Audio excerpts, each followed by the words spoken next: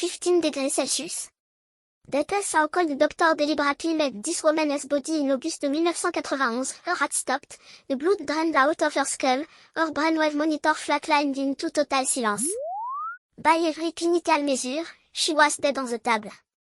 And yet she later described the surgical saw cutting into her head with a precision that still unsettled the doctor who were there.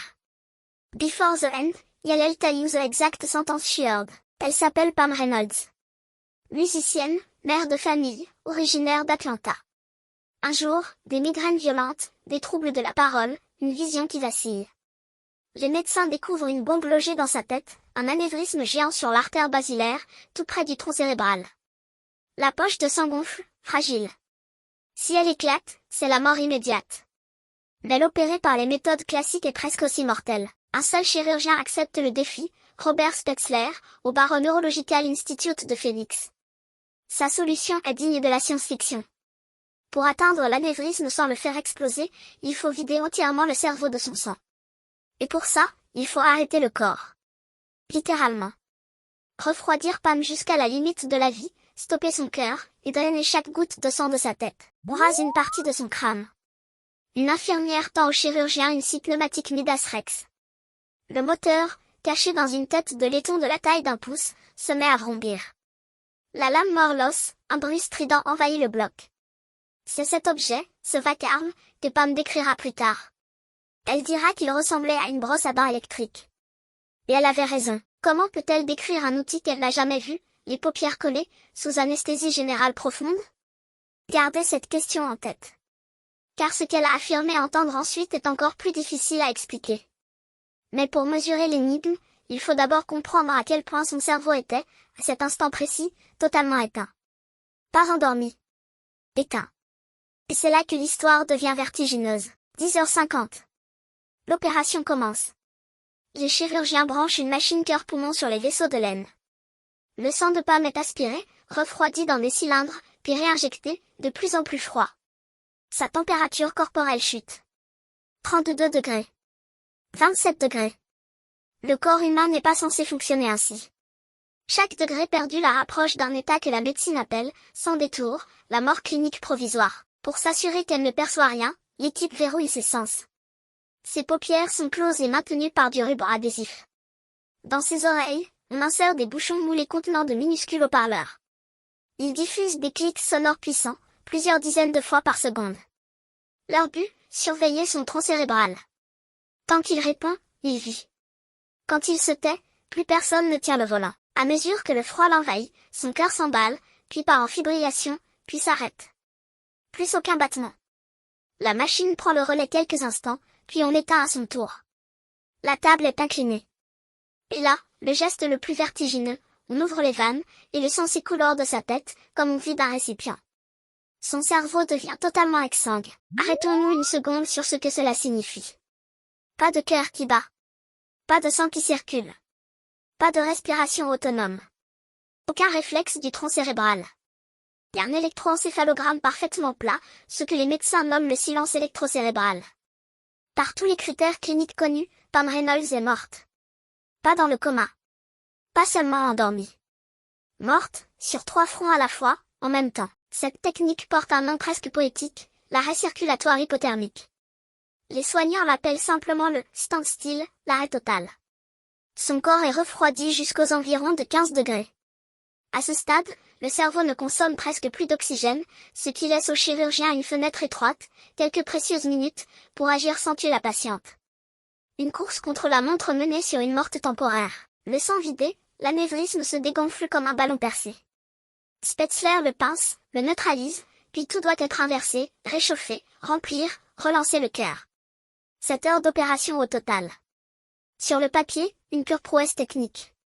Sauf que ce qui s'est joué dans la tête de Pam pendant ce blanc absolu va bouleverser tout le monde. Et le plus troublant n'a même pas encore commencé. Selon son témoignage, recueilli plus tard par le cardiologue Michael Sabom, tout bascule au moment où la scie démarre. Pam raconte avoir senti une présence la tirer hors de son corps. Elle se retrouve, dit-elle, en surplomb, observant la scène d'en haut. Elle voit son propre corps sur la table, l'équipe penchée sur elle, les lumières. Et elle fixe l'instrument étrange dans la main du chirurgien. Elle décrit la scie comme un objet ressemblant à une brosse à dents électrique, rangée dans une sorte d'étui avec des embouts interchangeables. Détail vérifiable, c'est exactement à cela que ressemble le matériel chirurgical. Or elle ne l'avait jamais vu avant l'opération. On le lui avait soigneusement caché, comme on cache toujours les instruments à un patient juste avant de l'endormir. Comment, alors? Mais il y a plus troublant encore que l'image. Il y a le son. Pam affirme avoir entendu une voix de femme, celle d'une chirurgienne, se plaindre que ses vaisseaux sanguins étaient trop petits. L'équipe avait justement eu ce problème, les artères d'un côté de l'aine étaient trop fines pour brancher la machine. Ils ont dû changer de côté. Un incident bien réel, ce jour-là. Réfléchissez à ce que cela exige. Ses oreilles étaient bouchées par des haut-parleurs crachant des clics assourdissants, conçus précisément pour saturer son audition. Son cerveau ne renvoyait plus aucun signal mesurable. Comment enregistre-t-on une conversation murmurée quand l'organe censé entendre est cliniquement éteint? Les défenseurs du cas posent la question, frontalement. Les sceptiques, eux, ont une réponse très différente. Et elle mérite vraiment d'être entendue. Pam poursuit. Elle dit avoir été attirée vers une lumière, au bout de ce que beaucoup décrivent comme un tunnel. Là, des silhouettes. Sa grand-mère décédée. Un oncle. D'autres proches partis avant elle. Elle se sent enveloppée, en paix, presque réticente à revenir. Puis on la ramène, dit-elle, on la repousse vers son corps glacé, au moment exact où le sang réchauffé regonfle ses veines. Voici maintenant l'autre version. L'anesthésiste Gerald Woerley a disséqué le dossier. Pour lui, aucun miracle, c'est de la conscience péropératoire. Sous anesthésie, certains patients perçoivent des bribes. Le crâne conduit le son par les os, même avec des bouchons. Et les détails visuels? Elle aurait pu les reconstruire après coup, à partir de ce qu'elle savait, de ce qu'on lui a raconté, de vagues souvenirs d'avant l'endormissement. Le cœur du débat, c'est la chronologie. Les sceptiques soulignent que Pam était sous anesthésie classique, donc partiellement perceptive, quand la scie a démarré et quand la chirurgienne a parlé. Le silence électrocérébral total, lui, n'est venu que plus tard, pendant le drainage du sang. Autrement dit, ces observations vérifiables se seraient produites avant la mort clinique, pas pendant. Le mystère se rétrécit. Mais il ne disparaît pas, car aucun des deux camps ne peut tout expliquer. La précision de ces descriptions reste rare. Et la question de fond demeure intacte, un cerveau privé de sang, de battements et d'activité électrique peut-il, à un instant donné, encore produire une expérience consciente? Michael Sabom y voyait une preuve éclatante. Woerley, une simple illusion neurologique. 30 ans plus tard, le verdict scientifique n'est toujours pas tombé. Pam Reynolds a survécu à l'opération. L'anévrisme était neutralisé. Elle a repris sa vie, sa musique, et n'a cessé de répéter le même récit, sans jamais le monnayer en grande célébrité. Elle est morte en 2010, à 53 ans, d'une insuffisance cardiaque. Son cas, lui, est devenu l'un des plus documentés de toute l'histoire des expériences de mort imminente. Étudié, contesté, jamais refermé. Voici donc la phrase que je vous avais promise. Alors que son EEG était plat et ses oreilles scellées par des clics, Pam a rapporté avoir entendu une chirurgienne dire que ses vaisseaux étaient trop petits, un incident bien réel, survenu ce jour-là.